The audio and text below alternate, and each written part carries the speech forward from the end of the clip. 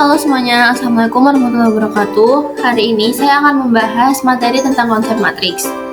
Sebelumnya, perlu kita ketahui matriks adalah kumpulan bilangan yang disajikan secara teratur dalam garis dan kolom yang membentuk persegi panjang.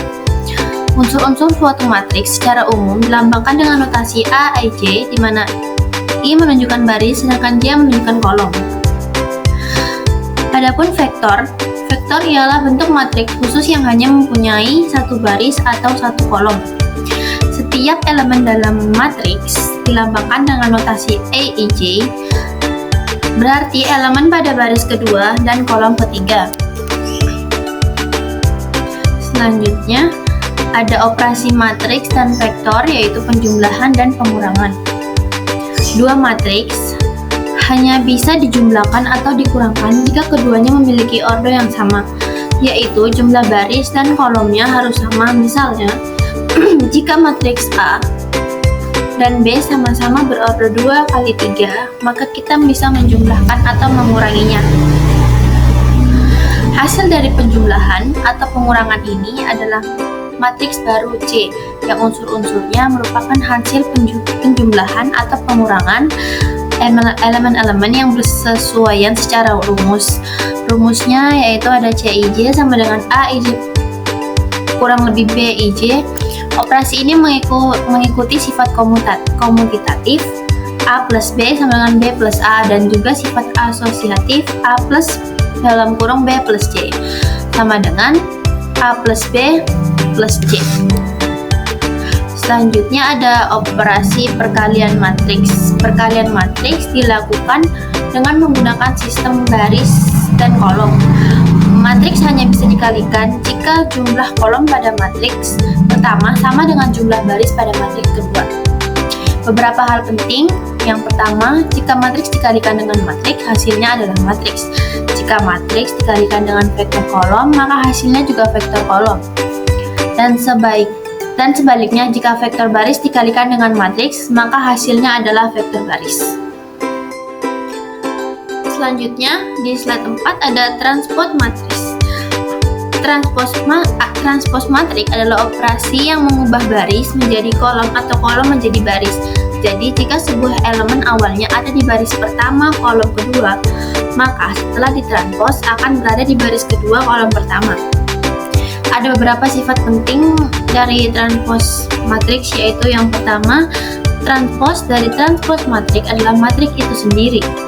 Yang kedua, ada transpose dari penjumlahan matriks adalah penjumlahan dari transposnya. Yang ketiga, ada transpose dari hasil perkalian dua matriks adalah hasil perkalian transpose dalam urutan terbalik. Selanjutnya ada determinan matriks. Untuk mencari nilai determinan, ada beberapa metode yang dapat digunakan. Yang pertama, metode perkalian silang, umum untuk matriks ordo 2 kali 2. Metode faktorisasi biasanya untuk ordo yang lebih besar. Jika kita menukar baris dengan kolom, nilai determinan tidak berubah. Tapi jika kita menukar baris dengan baris, maka nilai determinan tetap, hanya tandanya saja yang berubah.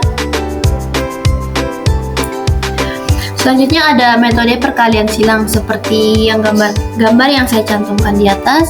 Ada A sama dengan 2145, maka determinan dari A adalah delta sama dengan AD min BC.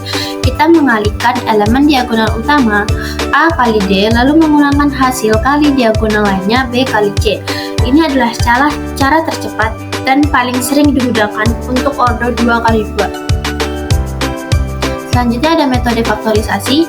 Untuk matriks berordo 3 kali 3 ke atas, kita bisa menggunakan metode faktorisasi.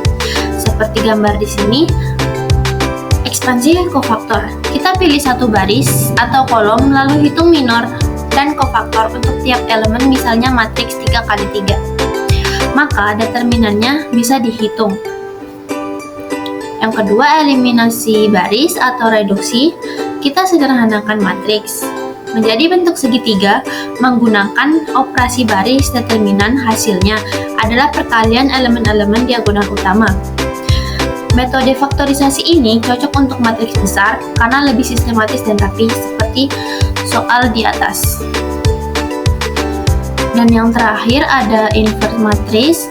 Selain determinan, kita juga bisa mencari inverse dari suatu matriks, tapi hanya matriks persegi yang memiliki inverse dan syaratnya. Untuk matriks 2x2, jika det A sama dengan A D min BC, maka inverse dari A min 1 sama 1 per A D min BC. Jadi kita tukar elemen diagonal utama, ubah tanda elemen yang lain, lalu bagi dengan determinan. Untuk matriks berordo lebih besar, kita bisa gunakan metode adjoint atau eliminasi Gauss-Jordan untuk mencari inverse-nya.